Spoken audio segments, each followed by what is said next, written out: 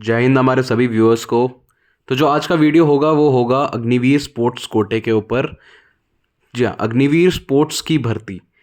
जो बच्चे प्लान कर रहे हैं Agniveer as a sportsman quota से ज्वाइन करने का, उनके लिए वीडियो बहुत बेनिफिशियल होगा। अगर आप एक स्पोर्ट्समैन हैं या आपका अच्छा ट्रैक रिकॉर्ड रहा है स्पोर्ट्स में, तो ये वीडियो आपके लिए है। तो मेक श्योर करें आप वीडियो को एंड तक ज़रूर देखें और हमारी बाकी वीडियोस को भी आप लाइक करें, कमेंट करें, चैनल को सब्सक्राइब ज़रूर करें सो दैट आप अग्निवीर से रिलेटेड सभी अपडेट से जुड़े रहें। और आपको अग्निवीर बनना है तो आपको पता है कहाँ आना है। आपको आना है अग्निवीर ऑनलाइन। यहाँ आपकी हेल्प के लिए मिलेंगी आपको ई बुक्स, मॉडल पेपर्स जैसे कई सारे रिसोर्सेज जो कि आपके डेफिनेटली अग्निवीर बनने में हेल्प करेंगे। तो चलिए शुरू करते हैं अपना आज का वीडियो। सबसे पहले जानते हैं कि क्या एग्जैक्टली क्राइटेरिया होता है आर्मी में स्पोर्ट्स कोटे से जाने का। ठीक है, सबसे पहले तो देखो, तीन तरीके से इंडियन आर्मी निकालती है इन एंट्रीज को। सबसे पहला होता है नायब सूबेदार बन के। ठीक है, नायब सूबेदार में देखा जाए टर्म्स एंड कंडीशन, एज होनी चाहिए आपकी 16 से 24 साल।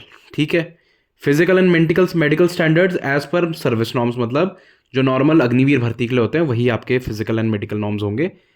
क्वालिफिकेशन मांगी जाए तो मैट्रिक आपके पास होनी चाहिए, मतलब 12वीं पास आप होने चाहिए। इसके अलावा एलिजिबिलिटी क्राइटेरिया ये मेन है, winner of any medical in senior national championship और नेशनल चैंपियनशिप। ठीक है, अगर आपने विनर हैं, आप गोल्ड मेडलिस्ट हैं आप सीनियर नेशनल चैंपियनशिप में या नेशनल गेम्स में, तो आप एलिजिबल हैं। दूसरा, winner of gold medal at junior national championship. ठीक है, सीनियर नेशनल चैंपियनशिप ऊपर है और नीचे है जूनियर नेशनल चैंपियनशिप। तो सीनियर जूनियर एक्चुअली मैटर नहीं करता, इट जस्ट कि नेशनल गेम होना चाहिए वो। ठीक है, तीसरा गेम है in case of team event. अगर वो टीम इवेंट था, जैसे कोई फुटबॉल हो सकता है, रग्बी हो सकता है, कुछ भी हो सकता है। ठीक है, गेम जिसमें कि टीम वाला हो, individual should be playing in member of national team और playing member of final team in senior level championship और नेशनल गेम्स। अगर टीम गेम था तो आप विनिंग टीम में खेलते हुए होने चाहिए पार्टिसिपेंट। ऐसा नहीं कि आप सब्स्टिट्यूट्स में रखे हुए थे और टीम जीत गई, नहीं, आपका नाम होना चाहिए टीम में प्रॉपर, तभी आप इसके लिए क्वालिफाई कर पाओगे। राइट। दूसरा है हवलदार के लिए। देखिए, मैंने आपको पहले ही बताया था तीन होते हैं। पहला सूबेदार हमने डिस्कस कर लिया, नायब सूबेदार। दूसरा है हवलदार। अच्छा, ये एक और बात बता दूं, सूबेदार होता है आपका जूनियर कमीशन ऑफिसर। ठीक है, उसके बाद आता है हवलदार जो कि होता है आपका नॉन कमीशन ऑफिसर। इसके लिए हम देखते हैं, इसमें आपकी एज होनी चाहिए 17.5 से 22 साल, मतलब जो यंग बच्चे बिल्कुल अभी 12वीं करके निकले हुए हैं, ठीक है, वो इसके लिए अप्लाई कर सकते हैं।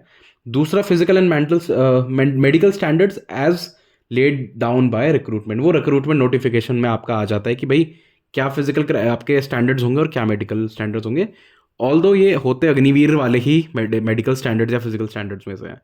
तीसरा, आपका एजुकेशनल क्वालिफिकेशन देखें, मिनिमम 12वीं तो होनी चाहिए। ठीक है, और वो ट्रेड्स के हिसाब से भी होता है। भाई अगर लेट से इंडियन आर्मी, मैंने बॉक्सिंग के लिए एंट्रीज निकाली है या फुटबॉल के लिए निकाली है, तो उसके लिए थोड़ा योग्यता ऊपर ऊपर नीचे कर सकते हैं। किसी में 10वीं मांग लेते हैं, किसी में 12वीं मांग लेते हैं।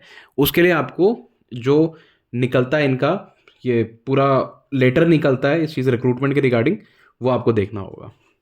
इसके अलावा एलिजिबिलिटी क्राइटेरिया की बात करें तो रिप्रेजेंटेड अ स्टेट और country in national international competition इधर in senior and junior level. Same बात जो मैंने आपको बोली कि भाई स्टेट या कंट्री को रिप्रेजेंट करा होना चाहिए नेशनल या फिर इंटरनेशनल कॉम्पिटिशन्स में। ठीक है, junior and senior level doesn't matter, बस रिप्रेजेंटेड होना चाहिए। दूसरा, represented university in inter university tournament conducted by inter university sports board. ठीक है, इंटर यूनिवर्सिटीज़ भी मैचेस होते हैं, अगर अगर आपने उसमें भाग लिया हुआ है और जीते हैं तो ये आपके लिए भी फायदेमंद हो सकता है हवलदार एंट्री के लिए। तीसरा है आपका रिप्रेजेंटेड स्टेट स्कूल टीम इन नेशनल स्पोर्ट्स और games for schools conducted by all India school games federation. ठीक है, ये जो all India school game federation होती है वो इंडिया की सबसे बड़ी स्कूल लेवल पे फेडरेशन है, जिसके अंदर जितने भी स्कूल्स हैं इंडिया के वो compete करते हैं। तो अगर इसमें आपने रिप्रेजेंट करा हुआ है तो डेफिनेटली ये आपके हक पे जाने वाला है। Last but not the least, represented district team in state sports conducted by state sports federation. Her state का एक अपना स्टेट स्पोर्ट्स फेडरेशन होता है और उसके अंदर हर साल कुछ ना कुछ टूर्नामेंट्स होते हैं हर गेम के। ठीक है, उनमें अगर आपने रिप्रेजेंट करा है और आप जीते हुए हो तो वो आप स्पोर्ट्स सर्टिफिकेट दिखा सकते हो। ठीक है, अभी तक बात करी हमने नायब सूबेदार की, हवलदार की।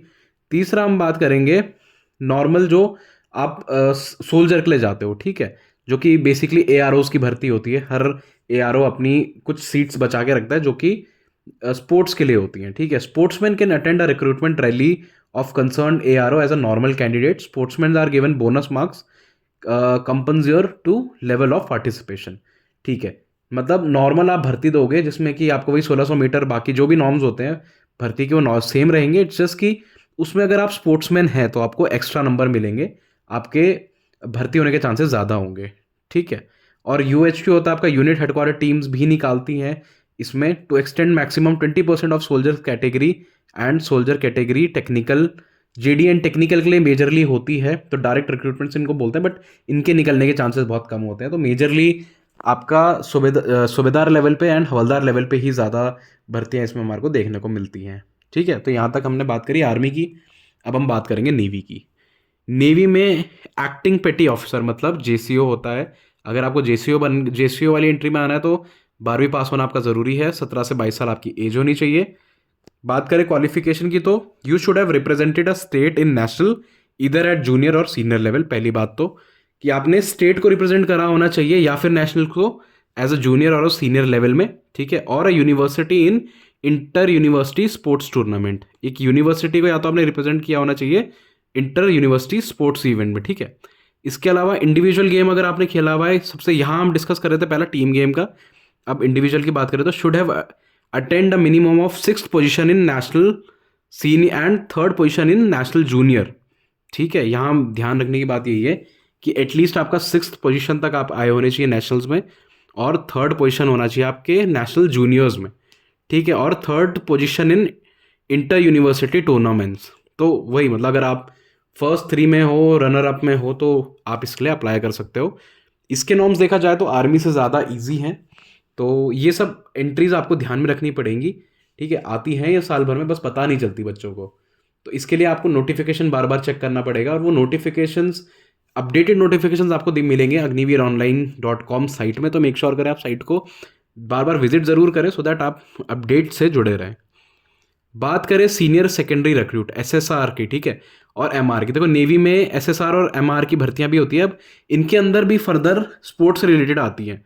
12वीं पास आपका होना ज़रूरी है एसएसआर के लिए, 17 से 21 आपकी एज होनी चाहिए। Should have represented at international, national और स्टेट लेवल, ठीक है, और यूनिवर्सिटी और इंटर यूनिवर्सिटी टूर्नामेंट। तो अगर आपने national, international, university, inter university tournaments खेले हुए और उसमें आपने जीते हुए हो, तो आप इसके लिए अप्लाई कर सकते हो। बात करें एमआर की, जो कि होता है मैट्रिक रिक्रूट, तो इसमें बस 10वीं पास होना आपका ज़रूरी है, 17 से 21 आपकी एज होनी चाहिए, और आपने इंटरनेशनल या नेशनल लेवल टूर्नामेंट में आप रिप्रेजेंट करा हुआ होना चाहिए और जीता हुआ होना चाहिए, ठीक है। तो यहाँ तक था नेवी का। बात करें एयरफोर्स की, तो एयरफोर्स वैसे इस चीज़ में सबसे कम भर्तियाँ निकालता है, आर्मी सबसे ज़्यादा निकालता है, ठीक है, उसके बाद नेवी एंड देन एयरफोर्स।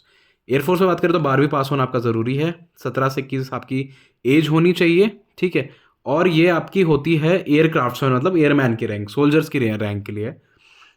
देखा जाए इसमें क्या क्या आपको चाहिए होंगे क्राइटेरिया, ठीक है। तो जो एक इंडिविजुअल होगा उसने इन तीनों में से कुछ ना कुछ एक अचीव करा होना चाहिए। Individual representing country in a junior international meets in any discipline, या तो आपने इंटरनेशनली रिप्रेजेंट कराओ जूनियर लेवल पे इंडिया को। दूसरा, individual attaining the standard of 5th place in junior national championship and inter university championship.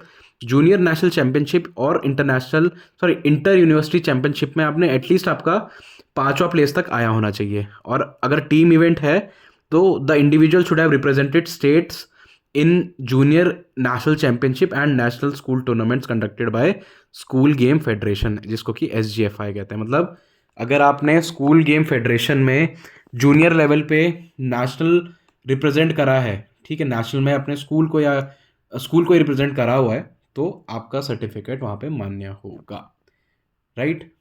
अब बात करते हैं कि भाई कौन कौन से गेम्स चाहिए, इंपॉर्टेंट हैं, कंसिडर करे जाएंगे आर्मी के द्वारा। सबसे पहले आर्मी में जो स्पोर्ट्स आपके चलेंगे वो हैं ये।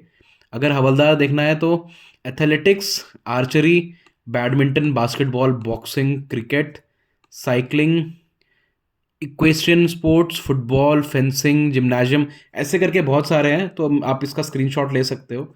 अगर आपका स्पोर्ट्स इन किसी में से आता है तो डेफिनेटली आप उसके लिए अप्लाई कर सकते हो। क्राइटेरिया हमने आपको ऑलरेडी बता दिया, राइट। दूसरा है नेवी के लिए। नेवी के लिए भी आप यहाँ पे से इसका स्क्रीनशॉट ले सकते हो। इसमें मैंने यहाँ तक आपको पूरा बताया हुआ है, आप यहाँ से स्टार्ट कर सकते हो। जैसे कि एथलेटिक्स से aquatics, basketball, boxing, cricket, football, ठीक है। ऑलमोस्ट मेजरली जितने भी स्पोर्ट्स, कॉम्पिटिटिव स्पोर्ट्स होते हैं वो इसमें सब कवर हो जाते हैं, भले आपका आर्मी हो, नेवी हो, एयरफोर्स। और majorly defence forces team based sports के बंदों को ज़्यादा लेती है, क्योंकि इंडिविजुअल स्पोर्ट्स आर्मी में, एयरफोर्स में, नेवी में कम खेले जाते हैं। टीम बेस्ड स्पोर्ट्स ज़्यादा खेले जाते हैं, उनको इंकरेज करा जाता है। तो अगर आप टीम बेस्ड स्पोर्ट्स से निकले हुए हो तो चांसेस आपके वैसे ही ज़्यादा हो जाते हैं, ठीक है। तो इसका आप स्क्रीनशॉट ले सकते हो नेवी वाले का, गेम्स का। और तीसरा है आपका एयरफोर्स। एयरफोर्स ने थोड़े स्पेसिफिक करे हैं as compared to army and navy, जिसमें कि हम देख सकते हैं एथलेटिक्स है, बास्केटबॉल है, साइकिलिंग है, साइकिल पोलो है, क्रिकेट भी है, football, hockey, handball, kabaddi, squash, swimming, weight lifting, volleyball and water polo करके, ठीक है। तो इनमें भी अगर आपका कहीं पे डिसिप्लिन आ रहा है तो एयरफोर्स के लिए आप अप्लाई कर सकते हो। अब बात करते हैं कि कौन कौन से एथलीट इन पहले हम अब रिप्रेजेंट कर चुके हैं इंडिया को। तो बहुत सारे ऐसे एथलीट्स हैं जो कि इंडिया को रिप्रेजेंट कर चुके हैं और वो सर्विसेज में भी है। मोस्ट रिसेंट हमारे नीरज चोपड़ा जो कि डायमंड लीग में विनर थे, ठीक है। इसके अलावा हमारे मिल्खा सिंह पाजी, ठीक है, सचिन तेंदुलकर, नीरज चोपड़ा जैसे ऑलरेडी बताया हमने, कपिल देव, ठीक है, राज्यवर्धन सिंह राठौर ये शूटिंग में थे हमारे, अभिनव बिंद्रा शूटिंग में, शिखा पांडे। तो ये सब बहुत सारे हमारे फेमस पर्सनालिटीज़ ऐसे हैं जो कि डिफेंस फोर्सेस का भी हिस्सा हैं और अपनी कंट्री को भी ये रिप्रेजेंट कर चुके हैं। तो आई होप आज का वीडियो आप सभी को अच्छा लगा होगा। अगर अच्छा लगा हो तो हमारे को कमेंट सेक्शन में बताएं कि आपको वीडियो कैसा लगा। और आप हमें हमारे को हमारे फेसबुक एंड इंस्टाग्राम हैंडल पे भी फॉलो कर सकते हो। यहाँ पे भी आपको हम सेम नाम अग्निवीर ऑनलाइन से मिलेंगे। तो मेक श्योर करें आप हमारे को यहाँ पे फॉलो करें और अपना प्यार यहाँ भी हमें बांटते रहें। जय हिंद।